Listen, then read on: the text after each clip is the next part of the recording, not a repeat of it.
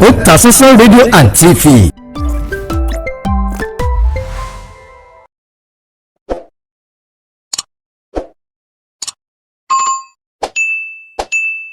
A kí gbogbo ẹ̀yin olólùfẹ́ wa tẹ́ ń wò wá tẹ̀dẹ̀ ń gbọ́ wa káàkiri àgbáláyé lórí ìkànnì wa ìkànnì yín Otasansan TV. Ojú tẹ́ ẹ fi ń wò wá kò mọ̀ ní fọ́, etí tẹ́ ẹ fi ń gbọ́ wa kò ní di o láṣẹ Èdùmàrè. Ìbànújẹ́ ó kéré ni ó tóbi ni kò ní jẹ́ pín wa lágbára dẹ́dà. Gẹ́gẹ́ bí mo ṣe máa ń sọ, àwọn àgbàlagbà wọn ní ikọ́ kìí kọ́bálá, ìtàkùn kìí tàkùn kìí kéjò lẹ́sẹ̀, àyín lọ àyín bọ̀ lọ́wọ́ yẹnu fíní ládìẹ tó kó ìmábọ̀.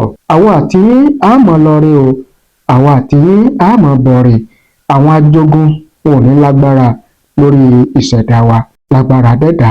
Nínú fídíò eléyìí tí a fẹ́ gbọ́ yìí, a gbọ́ àtúpalẹ̀ ìtàn bí ìran tí jẹ́ Ọọ̀ni nílé Ifẹ̀, ìyẹn àwọn ìdílé àwọn ìran tí jẹ́ Ọọ̀ni tilé Ifẹ̀, báwo ni wọ́n ṣe jẹ́ sí Odùduwà gangan tí gbogbo àwa Yorùbá tá a gbàgbọ́ pé òun ni bàbá wa. Wọ́n á fẹ́ kẹ́ ẹ farabalẹ̀ kẹ́ ẹ jẹ́ ká jọ gbọ́ láti bẹ̀rẹ̀ títí dé parí. Nínú àtúpalẹ̀ ìtàn yìí, a mẹ́nuba bí Ọ̀rànmíyàn gangan bá a ṣe bí àwọn ìṣẹ̀lẹ̀ tí ó ṣẹlẹ̀ eléyìí tọ́rọ̀ mọ́ bíbí Ọ̀rànmíyàn. Bàbá yìí tán bá mi sọ̀rọ̀ nínú ọ́díò tí mo fẹ́ mú wá yìí, wọ́n tú palẹ̀ wọ́n sì jẹ́ ká mọ̀ tí ó fi di wípé gbogbo àwọn bàbá àti àwọn ìyá nígbà náà, àwọn èèyàn nígbà náà tí wọ́n fi gbà pé Odùduwà ló bí Ọ̀rànmíyàn. Síbẹ̀ àwọn kan tó sọ pé Ògún ló bí Ọ̀rànmíyàn. Bó ló ṣe jẹ́, bó ló ṣe jọra wọn, kí ló fi papọ̀, ẹ gbọ́ gẹ́gẹ́ bí bàbá tó bá mi sọ̀rọ̀ nínú ọ́díò yìí, gẹ́gẹ́ bí wọ́n ṣe tú palẹ̀ fún mi. Ọ̀pọ̀ ó ju wákàtí kan lọ, ṣùgbọ́n kí n má bàa gbà yín lásìkò, ẹ jẹ́ a jọ gbọ́ láti bẹ̀rẹ̀ títí dé parí. Yes, ẹ kú iṣẹ́ brother, a máa ju yín ṣe ànídàmú. Àwọn ìbéèrè yín mẹ́ta ni wọ́n nípa pé ǹjẹ́ lóòótọ́ ni Odùduwà bá Ọbàtálá nífẹ̀ẹ́ àbí bẹ́ẹ̀ kọ́. Èkejì, nípa ìbáṣepọ̀ wo ló wà láàrin Ifẹ̀ àti Ugbo tí ọba Frederick Akínútán jẹ́ Ọ̀ọ̀nẹ Olúgbò ní Ugbo Kingdom nílàjẹ. Ẹ̀kẹta ni wípé Ọọ̀ni pé wọn kì í ṣe direct blood Odùduwà. So ẹ jẹ́ ká mú lẹ́yọ̀ kọ̀ọ̀kan ní sísẹ̀ntẹ̀lé. Ṣé rí ọ̀rọ̀ Odùduwà Ọbàtálá ó fẹ́ dàbí surname ìran àti ìran. Ṣé rí ìlú òrùn tá a lè pè ní oko èjì kan, ìlú òrùn gan ló kọ́kọ́ wà before oko èjì kan. Agede méjì ọ̀run ayé ni àwọn irúnmọlẹ̀ ń gbé nínú cloud, nínú kùrukùru. Wọ́n àfẹsẹ̀ tẹ̀lẹ̀, wọ́n àti inú cloud ni wọ́n wà. So níbi tí wọ́n wà ní ẹni tó jẹ́ olórí wọn, òun ni Ọ̀rànfẹ̀, onílé iná, ẹbọra tí tanná mẹ́mu ọ̀sán gangan. Ó la lè pè ní bí bàbá fún wọn. Bóun ló bí wọn o, ẹni tó bá ṣàwà níbi ipò, bóun ló ń ṣàdarí tó jẹ́ àgbà la mọ̀ sí bàbá. Oyè mi ò kọjá báwo ni Ọ̀rànfẹ̀ ṣe, bóun náà ṣe bí, but Ọ̀rànfẹ̀ ló dàbí bàbá fún wọn. So ibi tí wọ́n wà yẹn, ọ̀pọ̀lọpọ̀ nǹkan náà ni wọ́n ń gbèsè lọ́hùn-ún, bí àgbààfin, àgbàlá, inú ọlá, kódà wọ́n ńlá lágbẹ̀dẹ, ẹni tó ń rọ ọkọ́rọ̀ àdá. Ìgbà tó wà di wípé wọ́n ń bọ̀ láti wá ṣẹ̀dá wa ní àwátàwà ní ibi lóòtú Ifẹ̀. Ibi tí wọ́n kọ́kọ́ dé là ń pè ní oko ìjì kan. Oòrùn kì í mú, òjò kì í rọ̀, kúrúkúrú ló máa ń gba ojú ọjọ́ lóko ìjì kan tó jẹ́ pé tí wọ́n tẹ́nìkan bá ń bọ̀ wájú tàbí tẹ́nìkan ń gba bí ló lè lájúrí yarí àìríra ní àfi tẹ́ bá fara kanra. As in bí dew moisture bí vapor níbẹ̀ ṣe rí kúrúkúrú ibẹ̀ náà ń gbé ibẹ̀ náà wà. Bọ́ Oranfe onílé inú ò bá wọn dúró síbẹ̀ òkè wọn ló máa ń dúró sí. So oko ìjì kan tí wọ́n wà yẹn gbogbo èjì tó máa ń kán tó là ń pè lóko ìjì kan. Ibẹ̀ nígbà tí gbogbo wọn ń bọ̀ àwọn irúnmọlẹ̀ líle tá à ń sọ lọ́wọ́ o àtọkùnrin àtobìnrin nínú irúnmọlẹ̀ là ń sọ o. Ọbàtálá o, Odùduwà o, Ọ̀ṣun o, Ògún o, original oníná tó ń yọná lẹ́nu ṣàràṣàrà tí Ṣàngó ń ṣe àdàpè tàbí tó mú strength ẹ̀. Gbogbo wọn pátápátá Ọya Olókun Sẹ́ni Adé gbogbo wọn yẹn pátápátá irúnmọlẹ̀ ni wọ́n. Àtòdùduwà irúnmọlẹ̀ náà ni. Ọbàtálá la wá gbéṣẹ́ yẹn rán ni bàbá wọn Oranfe gbéṣẹ́ rán.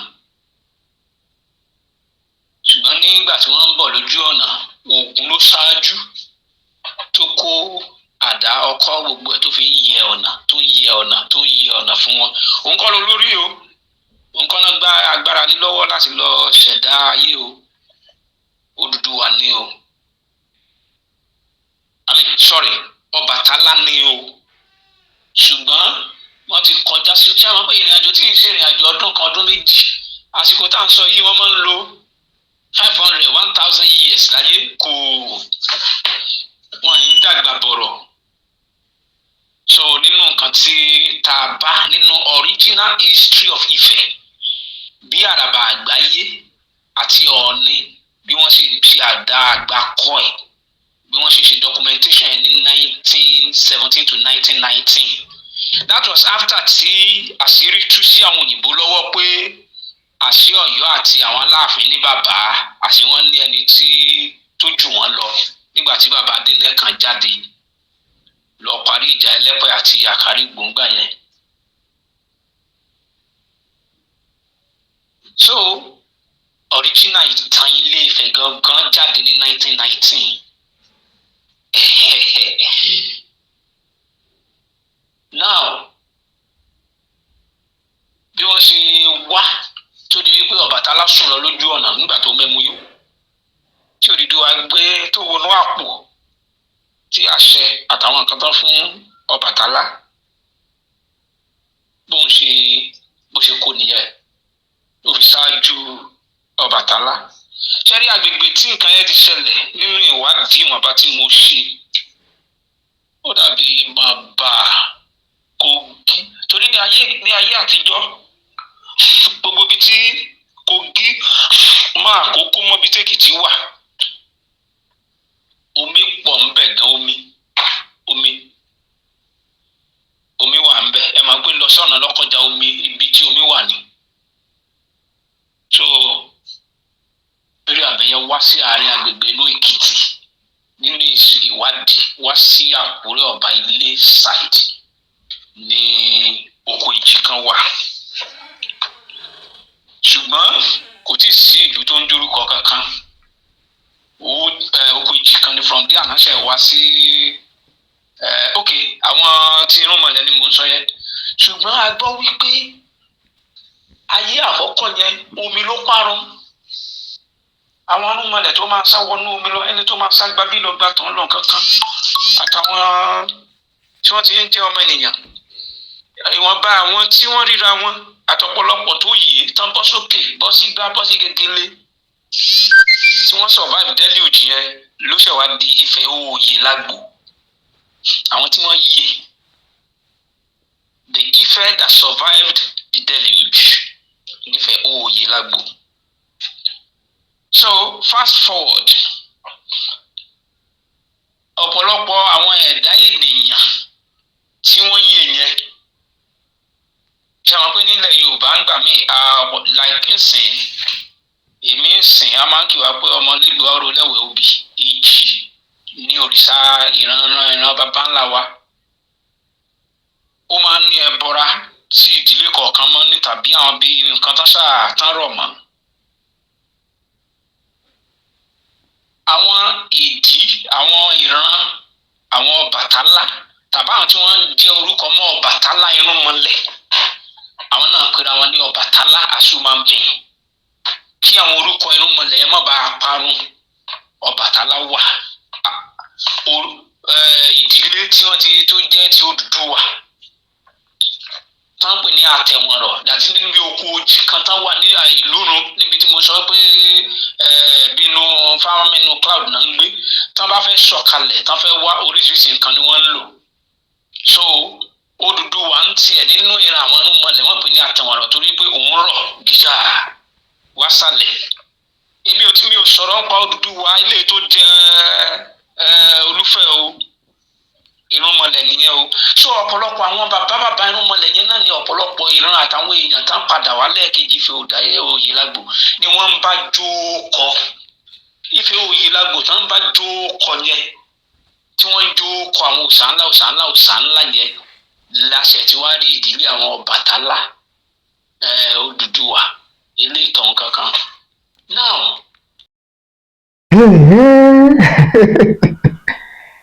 ẹ tí ì gbọ́ kankan o kí ni mo pè é ẹ tí ì gbọ́ kankan torí pé ọ̀pọ̀lọpọ̀ ọ̀rọ̀ ó sì tún wà níwájú eléyìí tí a ti gbọ́ tó sì yẹ ká gbọ́ ṣùgbọ́n ká tó wá tẹ̀síwájú ẹ jẹ́ ká dé iléeṣẹ́ tí wọ́n ń polówó iléeṣẹ́ wọn lórí ìkànnì yìí ẹ já lọ sí iléeṣẹ́ S2 Ultimate Herbal International ká gbọ́ ohun tí wọ́n ní fún wa láti iléeṣẹ́ wọn ká tó wá tẹ̀síwájú.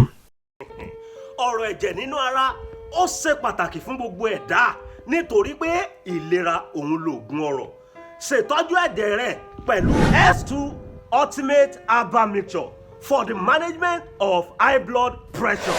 kí gbogbo ìṣòro ìfúnpá gíga àìróorun sùn kó wá gbígbà gbogbo ìdààmú orí fífọ́ ara yíyún yóò dùn gbàgbé pátápátá. wọ́n sáà ti lo S2 Ultimate Herbal Mixture fún oògùn high blood pressure. torí pé lọ́wọ́ kan ló máa ń lé ẹ̀jẹ̀ ríru hypertension àìróorun sùn orí fífọ́ jìnnà sí ẹni tó bá lò tẹ̀fẹ̀tẹ̀fẹ̀. egbòogi ìgbàlódé tó fọ ẹ̀jẹ̀ mọ́ tónítóní ní S2 Ultimate Herbal Mixture yìí jẹ́. S2 Ultimate Herbal Mixture ó ń gbógun ti àpọ̀jù ọ̀rá ìdọ̀tí ara ìdọ̀tí ẹ̀jẹ̀ tó lè dínà kí ẹ̀jẹ̀ lọ gerege nínú àgọ́ ara. gbogbo mọ́lẹ́kọ̀ọ́kẹ́ mo lè sọ iṣẹ́ inú ẹ̀jẹ̀ ara mi tọ́jú ẹ̀jẹ̀ rẹ nítorí pé ìlera lóògùn ọ̀rọ̀. a ò ní rí ogun ikú òjijì a ò sì ní ṣiṣẹ́ fún ọmọ ẹlòmíràn jẹ wàhálà wa ò sì ní já sásán láyé o. ẹ pè wá sórí àwọn ẹ̀rọ ìbánisọ̀rọ̀ wọ̀nyí pẹ̀lú 070 40 79 01 53 tàbí 080 64 00 02 04 láti rà tàbí jẹ́ alágbàtà S2 Ultimate Herbal Mixture. Ewé àti egbò ni wọ́n fi ṣe oògùn yìí ní ìlànà ìgbàlódé. tí àjọ NAFDAC tó sì fi òǹtẹ̀lú fún gbogbo ènìyàn pátápátá. ọ̀kárí láyé. S2 Ultimate Herbal Mixture for the management of high blood pressure èyí ti ṣe gidi gan-an. ó ń gbógun ti ìṣòro inú ẹ̀jẹ̀ ó ń fọ ẹ̀jẹ̀ mọ́ tónítóní lọ́gán tẹ́ ẹ bá ti gbé ìrora. síbẹ̀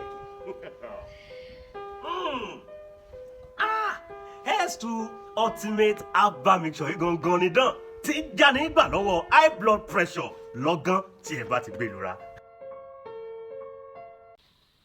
Nígbà tí iṣẹ́ yẹn wá ń lọ tí Ọbàtálá tají níbi tó lóorun dé ó rí bó Odùduwà ti ṣe nǹkan tó fẹ́ ṣe kó tó wá di pé fast forward pé ayé parẹ́.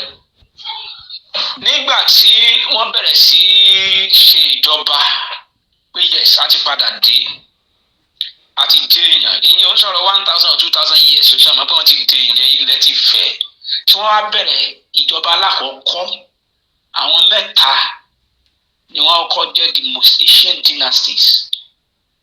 Orúfin the first of them. So àwọn àrọmọdọ́mọdọ́mọdọ́mọ wọn ni mo ń sọ wípé wọ́n ń bá àwọn baba ńlá orí àwọn orúnmọlẹ̀ jórúkọ. So nínú ọ̀pọ̀lọpọ̀ dynasties tí wọ́n jẹ́ aládé yìí wọ́n ti ń jẹ́ Olúọ̀fin ní Ilé Ifẹ̀ àmì ní Òòtù Ifẹ̀ torí Òòtù Ifẹ̀ ló sì nìkan ló sì wà kò tí ì sí ìlú tó tún tẹ̀lé Òòtù Ifẹ̀ ní ìlú àwọn ìyá mi Ọ̀tà àtúnfi àwọn tí wọ́n nígbà tí ìkún omi tí wọ́n ká tí àwọn kan tẹ̀síwájú tán lọ káàkiri Orímọ̀bà Èkìtì Ọ̀tún Èkìtì so lẹ́yìn àwọn mẹ́ta yẹn ni the most ancient towns. Òòtù Ifẹ̀ náà wà ó bẹ́ẹ̀ Orí Èkìtì ó dá dúró lápá kìíní Ọ̀tà ìlú àwọn ìyá àwọn wà ní apá kejì wọ́n jìnnà síra díẹ̀díẹ̀. ṣùgbọ́n kínní kan ṣẹlẹ̀ jẹ́jẹ́ gbà pé nígbà tí wọ́n fi di wípé àwọn fẹ́ kan tó bẹ̀rẹ̀ ìjọba yẹn nǹkan kan ṣe atọ́kùn wọn dé ibi tí Ifẹ̀ tó wà lónìí. Ifẹ̀ tó wà lónìí lọ́wọ́lọ́wọ́ archaeological findings fi yé wa wípé is between 4,500 to 6,000 years. Bọ́ Ifẹ̀ ò dáyé gangan ó jù bẹ́ẹ̀ lọ kó tó di pé wọ́n parun. Reason ta ṣe rí ghost DNA result tó sọ fún wa pé àwọn rí human skull níbi tí Ifẹ̀ ò dáyé bí táwọn baba ńlá wa wà ń gbà yẹn that is between 14 to 19,000 years. You can find out their facts. So let's fast forward come to kẹjẹkáwá sí Ifẹ̀ Oyèlágbò. Kíní kan wà ẹ jẹ́ ká jọ wò kí àwọn èèyàn kan wà báyìí ká máa kó jẹ́ pé lọ́wọ́ ọ̀dájì tí wọ́n bá ti níbi tí wọ́n ti ń wọ́ndà tán kàn ṣáà ń káàkiri orílẹ̀ kó tó di pé àwọn Òrìmọ̀bá ṣẹ́tù Ọ̀tà wọ́n ṣáà ń wọ́ndà káàkiri ṣùgbọ́n tó bá ti bí aago 3:30 sí 4 àbọ̀ ọ̀dájì wọ́n máa ń rí tí ìmọ́lẹ̀ máa tàn bíi ní agbègbè ibì kan ìmọ́lẹ̀ yẹn máa tàn gan tó máa wide ìmọ́lẹ̀ yẹn máa mọ́lẹ̀ gan ṣáà bí ìgbà téèyàn ń bọ̀ nírìn àjò bíi kéèyàn máa bọ̀ láti Kogi kó máa lọ sí Kaduna ṣáà pé ilẹ̀ yẹn lọ rẹ́rẹ́rẹ́rẹ́rẹ́ òkùnkùn kí ìrìn àjò yẹn wá ti múyàn níbi àwọ̀ alẹ́ kéèyàn máa rin ìrìn àjò lọ láti Kogi lọ síbi Kaduna àbí Kano ní kó wá ti bára ẹ̀ níbi aago 11-12 lórí alẹ́ lóru kó wá kù díẹ̀ kẹ́ wọ bíi Kaduna ṣáà pé tí iná ìjọba sì wà ẹ ti máa rí òye iná ní ojú ọ̀run pé ìlú kan wà ní bíbá yìí òye iná yẹn máa wá tàn ní ojú ọ̀run gan biribiribiri so àwọn baba ńlá wa bẹ̀rẹ̀ sí rí òye iná kan níbi tó jìnnà réré tó jìnnà gan tó jìnnà púpọ̀ òye iná yẹn ni wọ́n bẹ̀rẹ̀ sí tọ̀ for kì í sọ̀rọ̀ 500 years ṣàmà ìyẹn lóye iná bì kan ó lè jẹ́ pé apá ọ̀tún gan ló yẹ kán gbà débẹ̀ wọ́n á fọ́ gba apá òsì lọ wọ́n lè máa bọ̀ kankan omi wọ́n sà ń lọ káàkiri díẹ̀ kẹ́jẹ́ ó tún wá jẹ́ àkókò tí àwọn bàbá yẹn ìyá yẹn máa ń pẹ́ láyé wọ́n ń wá òye iná yẹn títí débi tá à ń pè ní Ìjíó lónìí nílé Ifẹ̀ Ìjíó ìyẹn ni wọ́n ti rí òṣùpá tá à ń pè ní òṣùpá Ìjíó yẹn ní iná tí wọ́n rí tó ń ta atọ́kùn wọn ipasẹ̀ wọn kì í sọ̀rọ̀ 500 or 1,000 years tán ti ń wọ́ndà kiri tán rìn kiri inú aginjù tá a pè ní Òòtù Ifẹ̀ alẹ́ Ifẹ̀ gangan nìyẹn alẹ́ Ifẹ̀. Ìgbà tí wọ́n wá rí ibi tí ìmọ́lẹ̀ yẹn wà, ìmọ́lẹ̀ tó mọ́lẹ̀ débi pé ní aago 4:30 ló ti máa tan ìmọ́lẹ̀, òun ni ibi tí wọ́n wà lọ dúró sí pé tó àti débi tá à ń lọ. Eléyìí gan tó wa láti máa jẹ́ èèyàn, nǹkan tó ń fún wa ní ìmọ́lẹ̀, diamond òṣùpá ìjíó tó ń fún wa ní ìmọ́lẹ̀. So reason ta fi máa rí òkè Gẹ̀tì ní Èkìtì, ta máa rí òkè Ìtasẹ̀ nílé Ifẹ̀ nìyẹn. Area bí tí wọ́n ti kọ́kọ́ dúró, torí òkè Gẹ̀tì belong to Ọ̀rúnmìlà nílé lókè Gẹ̀tì, ó sì tún wá nínú òkè Ìtasẹ̀. Nígbà tí ìrìn àjò gbé wọn kúrò ní apá abẹ́yẹ, apá Èkìtì Mọ̀bà kankan wá sí ibi tí Ifẹ̀ wà lénìí, ló di pé Ọ̀rúnmìlà dúró sí òkè Ìtasẹ̀.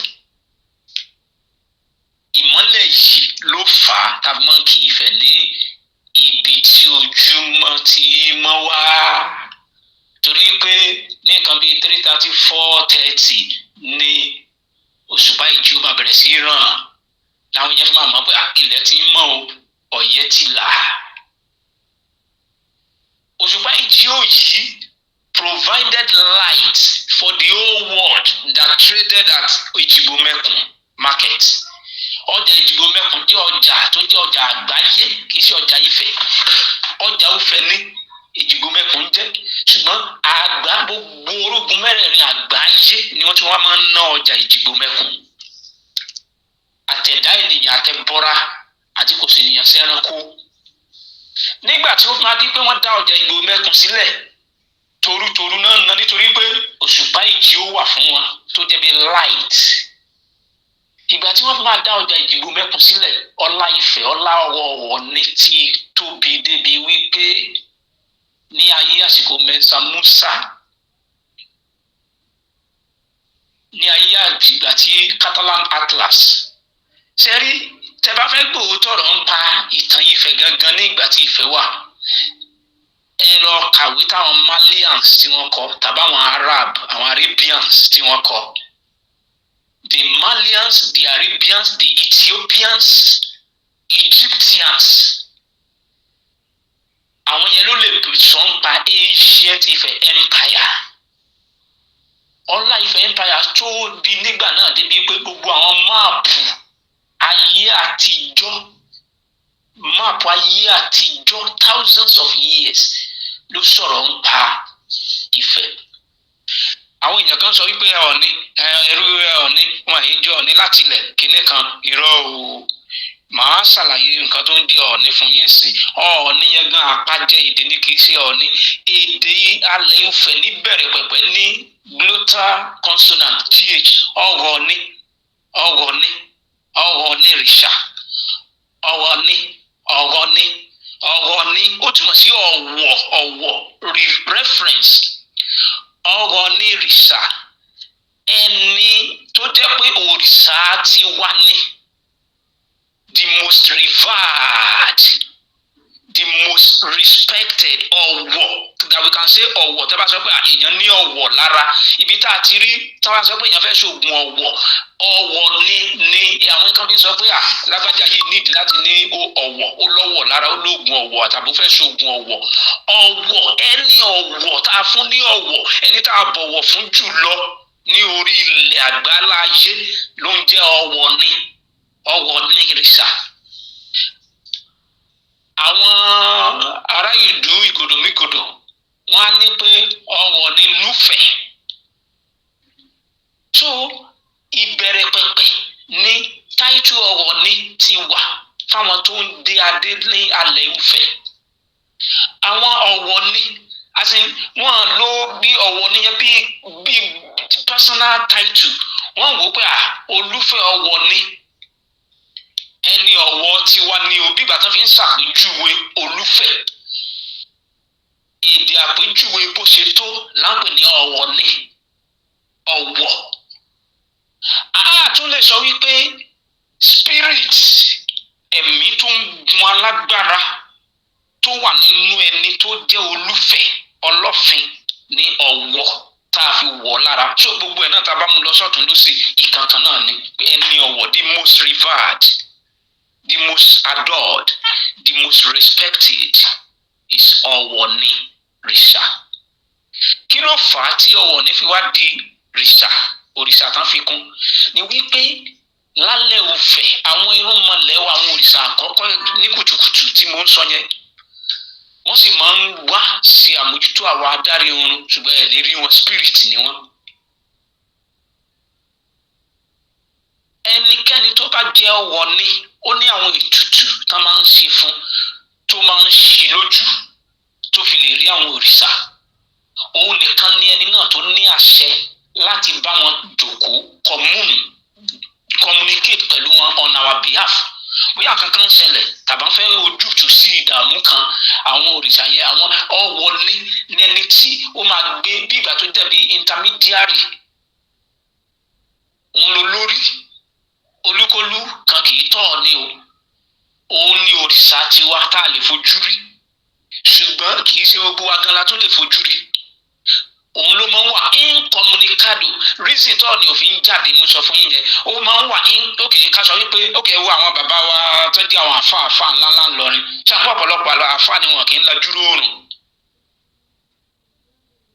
Ẹ fẹ́ fi àfáà tí ó fi ń lajú róòrùn tàbí tí ó fi bẹ́ẹ̀ ní ìbáṣepọ̀ pẹ̀lú ọ̀pọ̀lọpọ̀ ọmọ èèyàn ẹ fẹ́ fi bí agbára ẹ ṣe máa lékún ẹ fẹ́ fi wòlíì tàbí òjíṣẹ́ Ọlọ́run tó fara ìjì ní kọ́nà tó jẹ́ pé ẹ̀kọ́ kan ló máa ń bú jáde pẹ̀lú agbára bẹ́ẹ̀ náà ni àwọn bàbá yẹn ṣe jẹ́ wọn yẹn ṣe ẹni tó ń jáde once you become that.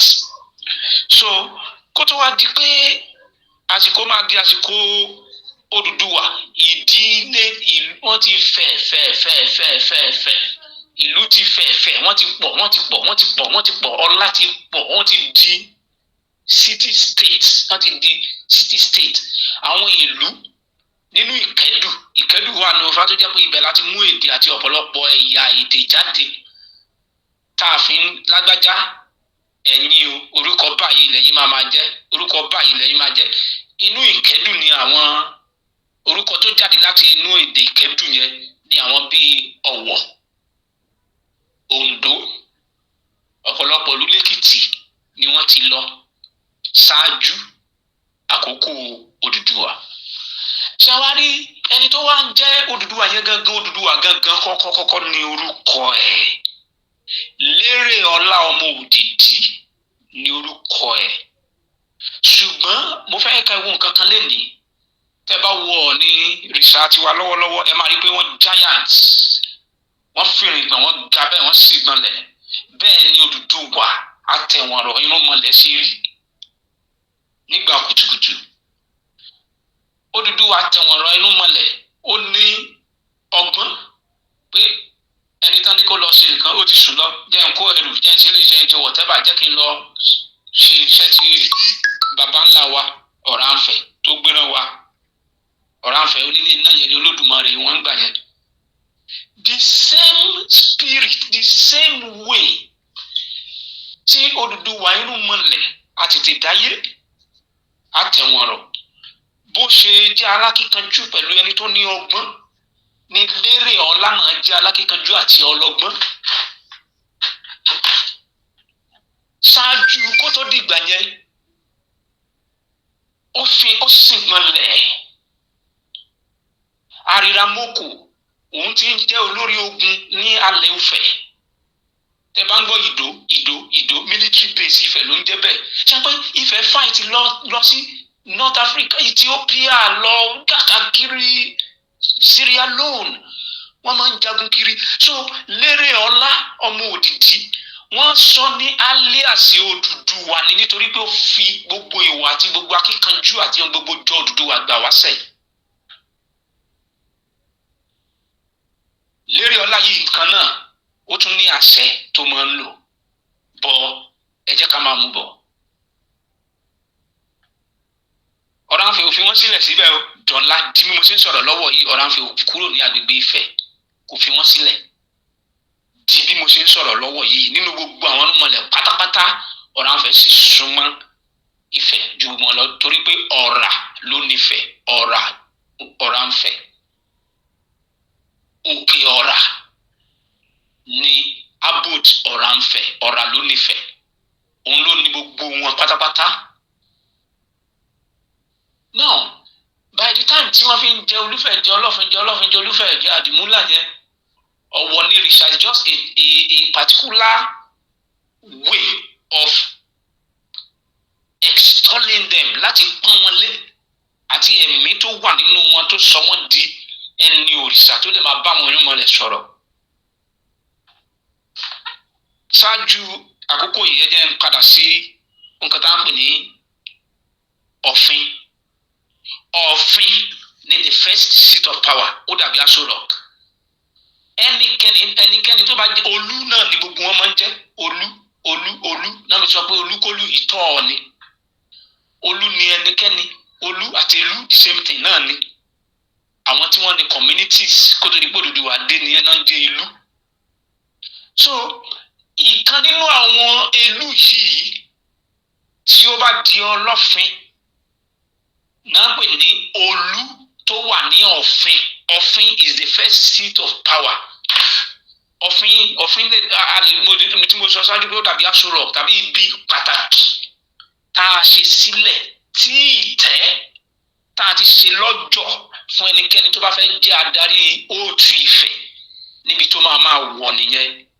Tó bá sì ti wọ̀ bẹ̀ tó jókòó sí orí ìtẹ́ gẹ́gẹ́ bí Olú tó wà ní Ọ̀fin, the Lord, the Emperor, the Lord Emperor, yes, let me put it that way, not even the Lord, not ordinary Emperor ló ń jẹ́ Ọlọ́fin o. The combination of Lord and Emperor, the Lord Emperor in Ọ̀fin, Olú tó wà ní Ọ̀fin ló ń jẹ́ Ọlọ́fin. Ìyẹn lọ nígbà tó fi máa di pé Lérè Ọlá kó tó dé ó máa ń jagun kiri tí mo sọ fún yín pé wọ́n ti ń pè ní alias Oòduà divinity irúnmọlẹ̀. Lérè Ọlá lórúkọ ẹ̀. So tó bá ti lọ àtìgbà lẹ́yìn àrìràmọ́kò tí there is another chief of army staff to Ọlọ́fin gbà yẹn kó tó wá kan Odùduwà. Ṣùgbọ́n Odùduwà ní agbára débi pé ó máa ń wẹ̀ tó bá lọ ja ogun. Odùduwà ní agbára. Odùduwà Lérè Ọlá Odùduwà ilé tí mò ń sọ yìí o. Ó ní agbára, ó ní àwọn ìmúyẹ àti agbára tó jẹ́ pé tó bá ń lọ ja ogun tí débi pé ń lọ kọjá orí omi lọ Egypt anywhere lọ Ethiopia lọ òun máa ń wẹ̀ rírì nínú omi á tún máa jagun. Tẹ́ ẹ bá ń gbọ́ Odùduwà awẹ̀ rírì jagun ìtumọ̀ Odùduwà awẹ̀ rírì jagun nìyẹn o. Odùduwà himself was once an Ife chief of army staff. Mo ń sọ ní èdè tó yé wa lénìí àgbékalẹ̀ yẹn nìyẹn. Àfiwé nǹkan tó wà lọ́wọ́lọ́wọ́ tá à ń gbọ́ lónìí bó ṣe jẹ́ náà ni mo sọ yẹn. Ìgbà tó wá máa fi di àkókò tí mo ń sọ yìí tó yẹ kí wọ́n ní Olúfẹ̀. Torí nígbà yẹn wọ́n kì í ṣe oyè àjẹwọ̀ o. Wọ́n rotate ní ṣùgbọ́n rotation àyẹn náà kì í sọ̀rọ̀ 100 or 200 years torí wọ́n máa ń pẹ́ láyé. Kì í ṣe ìdílé kan. Àwọn dynasties tó ń jẹ Ọlọ́fin tí wọ́n ti wá fẹ̀ expansion ti wà wọ́n ti pọ̀.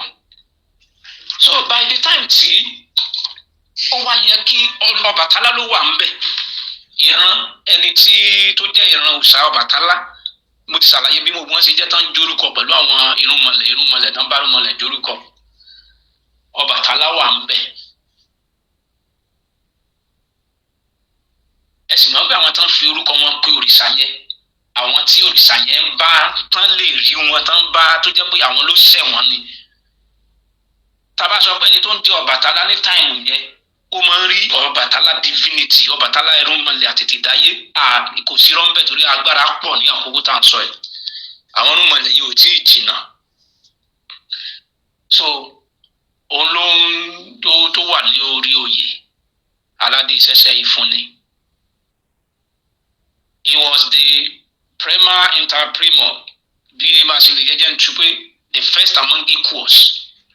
Àwọn ìlú ọba ni yes, ọba ní gbogbo ìlú, lord emperors ni wọ́n.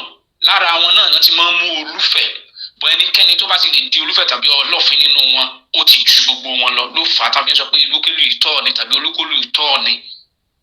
Once from the Elus, you are made the Olofin Olufe, you are the most revered. Lọ́pọ̀lọpọ̀ ìgbà àwọn tó máa ń kú tó máa ń papòdà lórí oyè wà o, àwọn kan máa ń tún gbogbo débi pé wọ́n á pààrọ̀ wọn. Ọbàtálá ní nígbà yẹn ó wá yẹ kí ìdílé mi kó di Ọlọ́fin, ìjà bá ṣẹlẹ̀. Àwọn ruling dynasties wọ́n bá bẹ̀rẹ̀ sí bára wọn jà. Ìjà tó ń jà yìí ló la lè pè ní communal war tó kọ́kọ́ jà Ifẹ̀ ní within, wọ́n máa ń jà ogun káàkiri o, but tó jẹ́ pé within their community, within the Otu Ifẹ̀ gangan. So nígbà tí wàhálà yẹn pọ̀, kì í sọ̀rọ̀ 10 years, kì í sọ̀rọ̀ 50 years. Ọ̀tẹ̀tẹ̀ Lérí Ọlá tá a mọ̀ sí Ọlọ́fin Ọ̀tẹ̀tẹ̀ aka Odùduwà Awẹ̀rírí Jagun. Nígbà míì ẹ̀wọ̀ṣẹ́ máa mọ̀ pé alias èèyàn ó máa ń borúkọ èèyàn mọ́lẹ̀. Alias ìnagijẹ máa ń borúkọ mọ́lẹ̀ dáadáa. Ní pàtàkì jùlọ tó jẹ́ pé alágbára ńlá kan ní Lérí Ọlá, ọmọ òdìdí tó jẹ́ Ọlọ́fin Ọ̀tẹ̀tẹ̀ tó ń bá jórúkọ Odùduwà.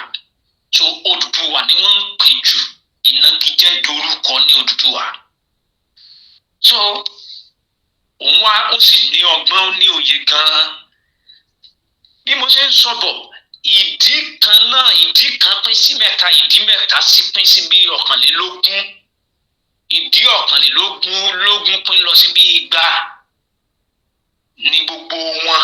Tá bá fa okùn wọn lọ títí ibì kan ní gbogbo wọn ti jọ sàn wá kó tó di pé wọ́n expand, kó tó di pé ìdílé fẹ̀fẹ̀fẹ̀fẹ̀ tó wá rotate ẹ̀. Nígbà tí wàhálà yẹn wá ṣẹlẹ̀, Ọbàtálá ló wà ń bẹ̀, ó yẹ kẹ́lòmíì jẹ́ tí wàhálà fi ṣẹlẹ̀, Ọbàtálá wà ń bẹ̀ kò kúrò, bọ̀ wàhálà ti wà, wọ́n bára wọn jà. Ọ̀tẹ̀tẹ̀ wá, Odùduwà yìí wá, òun náà ó dúró tanditandi, òun ló wá dá sí ìjà tó wà nílẹ̀. Ó jà sọ́tún, ó jà sósì láàrin wọn. Ṣàwọn pé tíjà bá wà nílẹ̀ tó fẹ́ parí ẹ̀, ẹni tó fẹ́ parí ìjà ń jà pé ní Awẹ̀rírí Jagun alágbára. Kéèyàn tó máa wẹ̀ nínú òkun tó ń ja ogun lọ ja ogun bọ̀, ẹ mọ̀ pé kì í ṣe èèyàn lásán. So ó bá wọn fà gan-an kó tó di pé wá ṣẹ́gun. Ìgbà tó máa ṣẹ́gun, lára àwọn ìdílé àwọn àrùn ọmọdọ́mọ Ọ̀rànfẹ̀ ni àwọn Ọ̀sán Gangan. So ara ìdílé àwọn Ọ̀sán Gangan ni àwọn tó ní ló bí àwọn Olúgbò, Ìgbò kingdom. Nígbà tí ìjà yẹn pọ̀, ara àwọn ìdílé tí ò gbà f'Odùduwà tàbí tó jẹ́ pé nígbà tí agbára gùn tó ṣẹ́gun wọn ni àwọn Ọbámákin yẹn. Before that time ọ̀pọ̀lọpọ̀ Ọbámákin ló ti jẹ, ọ̀pọ̀lọpọ̀ Ọbàtálá ló ti jẹ, ọ̀pọ̀lọpọ̀ àwọn ìdílé àwọn Òdìdí Ọ̀tẹ̀tẹ̀ ló ti jẹ, bẹ́ẹ̀ káàkiri lálẹ́ Ifẹ̀ wọ over 370. Time tó Odùduwà wá parí àwọ̀ yìí, òun gangan wá di ọba, kì í ṣọba, òun gangan wá di Olúfẹ̀. Ẹ wá mọ ọpọlọ tí Odùduwà lò ní. Mo sọ fún yín pé lára àwọn emperors, lord emperors yẹn láti máa ń mú Ọlọ́fin àbí. Gbogbo wọn ní ilẹ̀, wọn ní territories káàkiri tó jìnnà sí Ilé Ifẹ̀ dáadáa ní tí wọ́n ti ń ṣàkóso. Ẹ ní ọpọlọ wo l'Odùduwà lò.